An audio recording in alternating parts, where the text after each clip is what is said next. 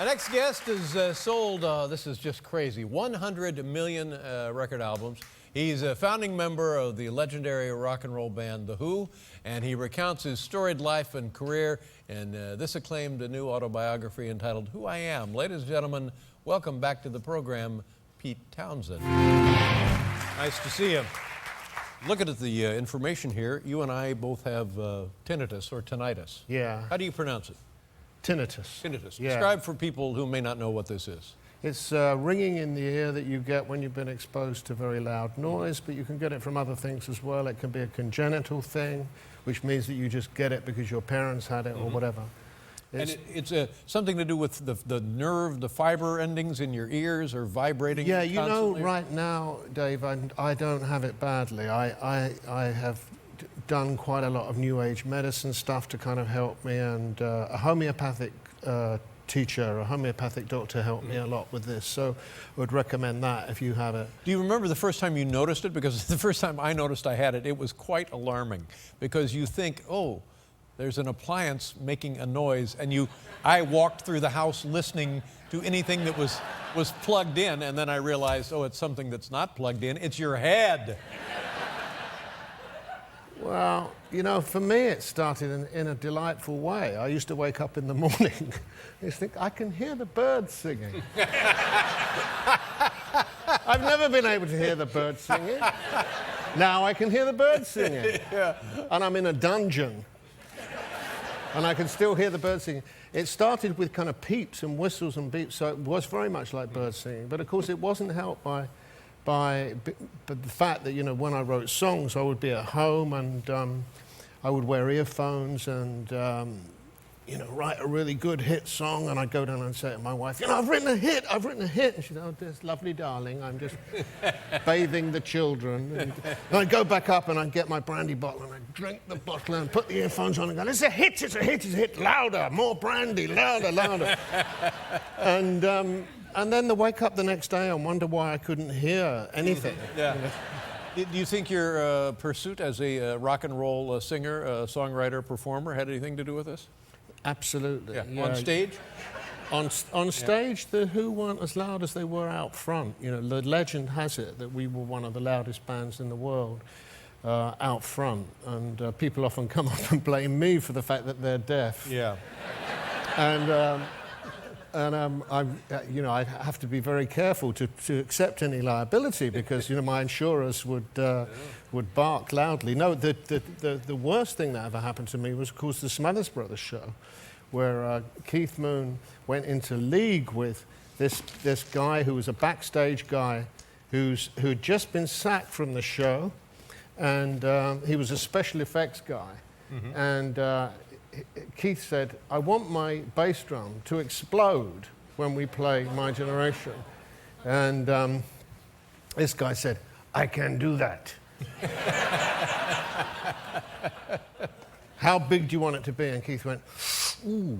You know, Keith's one of those guys that when he first heard, according to my friend Tom Wright, when Tom Wright explained superglue to Keith Moon went, superglue? And the next day, in his hotel room, all the furniture was stuck to the ceiling. That's what it's for God's sake. Now that is genius. That's what it used to be, really strong. Anyway,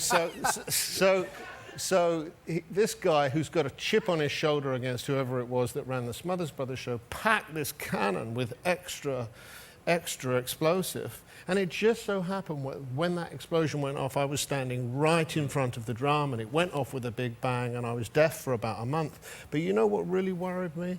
Is the back of my hair caught fire. And in those days, I had a good hair, and I was pretty keen on having good hair because it was what we did in those days. And it was all gone. Yeah. It was just gone. And you could see me on the TV show kind of going, oh. And Tommy Smothers and I had agreed that I was going to smash his guitar. I was going to rip it from him and smash it up. And I was just so incoherent but worried about my hair. Sure. I couldn't do it. Forget that you were deaf. It was your hair you were concerned about. Now, when we come back, let's talk about the smashing of the guitar, and then also kind of this deal. You know what I'm talking about? I do, yes. Yeah, okay. Does that ring a bell? When your band, you came from a generation, loosely applied use of the word, a generation of great British rock and roll bands. Among them, the Rolling Stones, the Kinks, and Paul would be able to fill in 100 other blanks. You guys must have fed off each other's energy, or knew that you were onto something, or it was symbiotic in a way, wasn't it? It was, yeah. And the Stones' first shows were in the neighborhood Ealing, where I lived, where I grew up, where my father decided to have his home, and where his parents lived. There was an art school there where I went to college. And we heard rumors about this band that played in a place called the Ealing Club, which was where this guy, Alexis Corner, started the rhythm and blues scene in London. And a couple of the guys in the Stones used to go and play with Alexis Corner and Cyril Davis, two real extraordinary early musicians of that era, probably 50s rather than 60s. And so we were, and you know, a couple of the guys in the Stones were at art college. Ray Davies from the Kinks was at Hornsey Art College.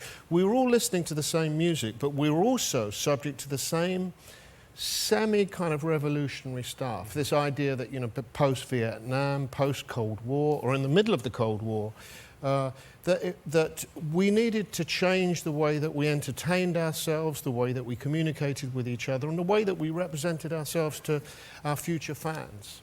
And this came, I believe, from Keith Richards, something that you saw him doing, is that right? Yeah, backstage? we were a little band, we were a little R&B band. I was probably still at art college, and we supported the Stones on 2 shows. They were brand new. They were young. They had one hit with a Chuck Berry song called Come On. And watching them, met them first backstage. They were all very charming. As the curtain opened, Keith Richards is kind of doing this. He's kind of like, you know, I'm thinking, wow, that's so cool. And as the curtains open, his first chord is, so I thought it was part of his thing. Yeah. Anyway, a couple of weeks later, we support them again at a little club out in South London, and I watch him carefully waiting, and he doesn't do it. So I go up to him afterwards and I say, Keith, you didn't do your arm swing thing. And he went, what? I said, you know, that kind of windmill-y thing, you know, your thing. And he went, I can't tell you what he said. Yeah. Like, I'm Keith Richards, do you really think I'm going to do ballet? And was the inference. So I picked it up, and I was inspired by Keith Richards in many ways. One wonders how many questions Keith Richards has answered with the question, what?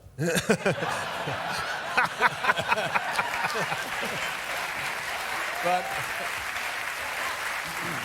and then a little more demonstrative, killing the guitar, setting it on fire.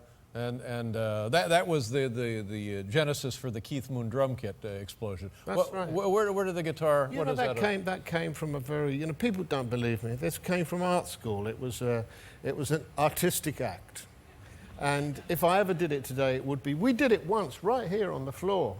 I took this beautiful guitar. Do you remember? It was worth $10,000. I smashed it, and we auctioned it for $75,000 the next day.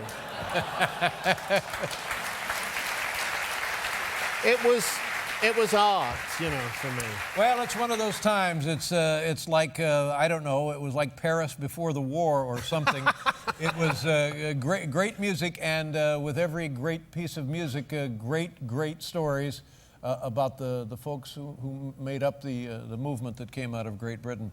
And this is certainly one of those gentlemen right here, Pete Townshend, ladies and gentlemen, who I am.